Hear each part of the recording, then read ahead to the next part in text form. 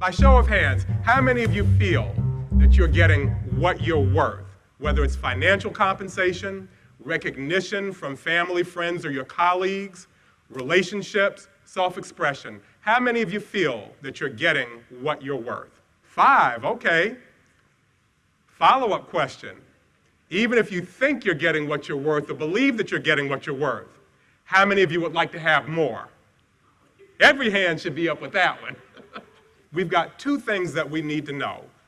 We need to, number 1, understand how we determine value. And once we understand how we determine value, then we need to learn how to increase that value. We walk around every day worshiping these, desiring these, wanting these, but we really have no idea about why they are worth what they are worth. I mean, when you think about it, they're both made of paper, and there's nothing different between this paper and this paper. They're made of 25% linen and 75% cotton. They weigh the same thing, they're the exact same shape, exact same size. The only difference between the 2 of them is superficial. This one has a likeness of Benjamin Franklin on it. This one has a likeness of George Washington on it. And the answer about why we give one more value to the other is so simple that most of us really forget about it. Most of us overlook the fact that the reason that these 2 are worth something different is this. It's that we all agree that it is. So the question is, how can we find something? How can we find something that's going to be of value to people, that they're willing to give up their hard-earned dollars, or their allegiance, or their affection, or whatever it is that's of value to us? How do we go about doing that? The answer is found in Matthew 6:18-20. Do not lay up for yourselves treasures buried in the ground, a place where rust and moth destroy, and where thieves break in and steal. But lay up treasures for yourself in heaven, where neither rust nor moth destroys, and where thieves do not break through and steal. For where your treasure is, there is also your heart. InSpirit family and guests, if you understand these 3 verses, you will understand how we create value and what we can do to improve value. You'll have the beginning of it. Let's take that first one, where it advises us to not lay up treasures buried in earth. Now, King James reads a little bit differently. It says treasures buried on earth. And I'm reading from the Lambda Aramaic translation. Treasures that we bury on earth or that we store on earth represent material treasures. They're things that are outside of us when we look at them metaphysically. It's where we put value on things out there.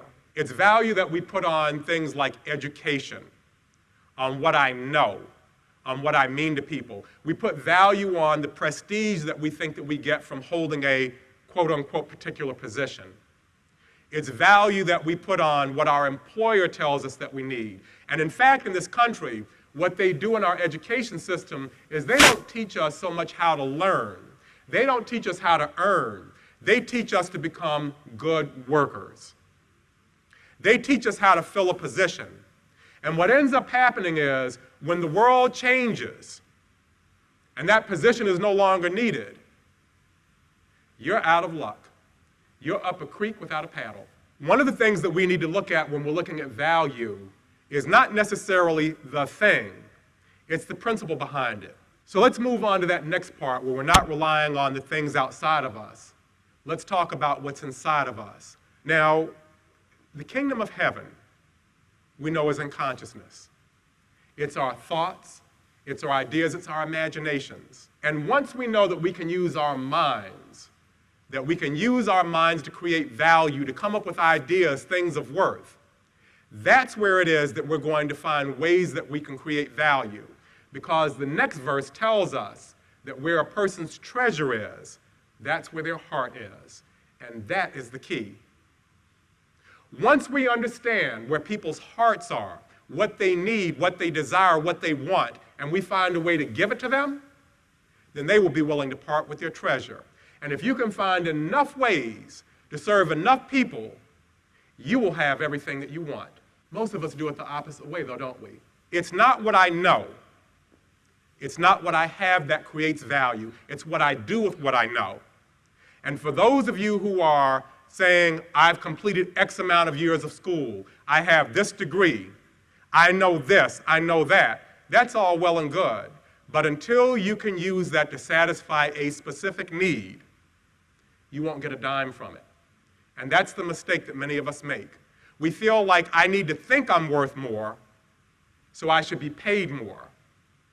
But in order to be paid more, we have to be able to give more. Our next scripture comes from Luke, chapter 6, verse 38. Give, and it shall be given to you, good measure, for good measure, pressed down, shaken together, and running over, they will pour into your lap. For the measure that you measure, it will be measured to you. If you want to find a way to increase your value, your worth, then what you need to do is you need to give more. And not just give more in terms of quantity, but give more in terms of quality. Because as I've said, the horse and buggy, that's gone. Nowadays we drive cars. Ask yourself, is there something that you have going on in your life that if somebody could do it for you a little bit differently or a little bit better, that you wouldn't be willing to pay more money for? And we see this happening every day, but we fail to really recognize the principle because we think that it's other people that are able to do this. Take a look at somebody like Stephen Jobs. This man came up with an idea. He and his partner came up with the first personal computer. Now, IBM eventually came out with a computer that everybody had. When you talked about business, it was the PC. And eventually, the Windows-based computers came along and supplanted the PCs, and those are the more widely used computers on the planet. But Stephen Jobs had a vision. He had a dream. He had the idea that computers should be so simple to use that all you have to do is turn it on and plug it in. He found a group of people that were willing to buy into that idea. How many people do we have here that are Mac people, don't want to touch a PC? Jehuda, your hand should be up too. How much did your Mac cost? $1,000, $1,500, $2,000? For a Windows user, that's an abomination. You know, we want to pay $500, $600 for a computer. What is it that makes the difference in the value? The value is you turn on that computer, you plug it in, and it works just like that. The thing that I'm trying to point out to you is that these ideas are all around us. It's up to us to develop our imaginations and to develop our eyes to see them. We need to understand something called the law of supply.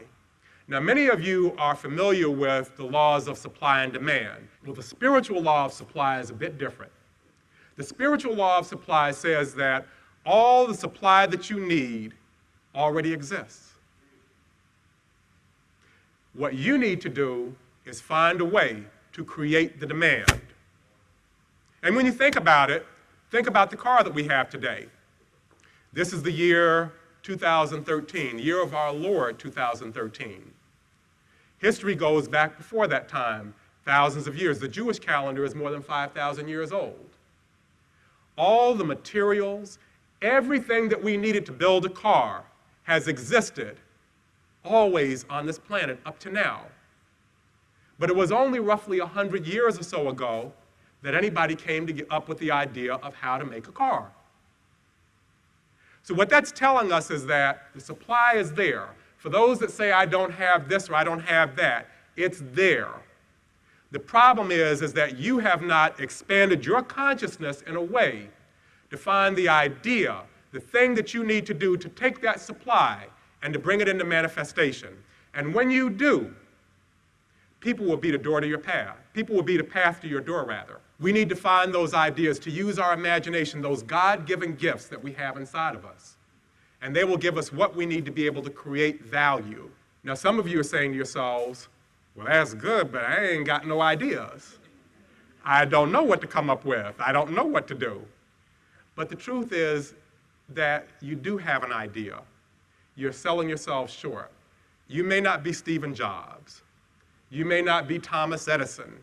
You may not be Busta Rhymes. You may not be Russell Simmons, but you have the same mind that was in you, that was in each one of those people. The same Christ consciousness that they learned to tap into, you have in you. If you want to know what it is that people need, take a look at yourself. Take a look at the world around you. Ask yourself, what is it that could improve my life if I could have it right now? Take a look at the newspapers. Stop reading the newspapers and getting caught up in the drama, and take a step back from it and say, what is it telling me? In this area, they have break-ins. Maybe people have a need for security. Or this person got rich and died without a will, and somebody needs to give this person legal advice. These will give you ideas about things that you can do, where to direct your resources. Then you know where you need to go and get the education to develop the ideas. Because everybody that has developed an idea is not someone that has a PhD or is even a college graduate. Steve Jobs he did one semester at college. These are things that you learn to do by applying the spiritual gifts that you have, your spiritual gifts of understanding, of wisdom, of imagination, of order. You have built into you already everything it is that you need to do to be successful. But instead, what do? We take a look out there to people and ask them to tell us what it is that we need to do.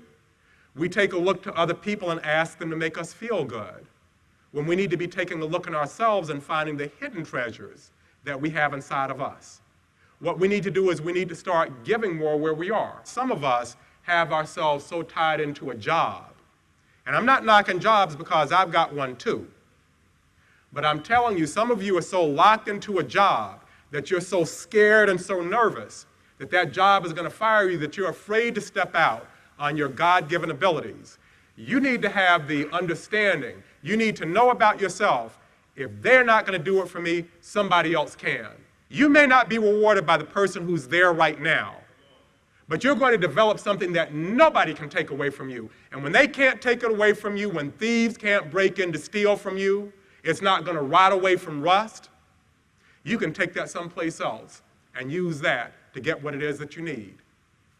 And it doesn't only work this way with money, it works this way with relationships, it works this way with recognition.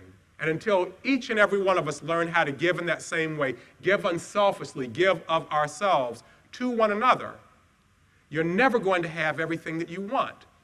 And if that person's not willing to give it to you, you be the best brother, husband, wife, whatever it is that you can be, and you bless that person. And you bless that person right on out of your lives, and bless the new person into your life that's going to treat you the way that you deserve to be treated. I have a poem that I'd like to read to you. It is called Giving. It is by someone named Arthur William Beer, and it goes like this. To get he had tried, yet his store was still meager. To a wise man he cried in a voice keen and eager, "Pray tell me how I may be successfully live." And the wise man replied, "To get, you must give." As to giving, he said, "What have I to give? I have scarce enough bread, and of course one must live, but I would partake of life's bountiful store." Came the wise man's response, "Then you must give more." The lesson he learned to get was forgotten.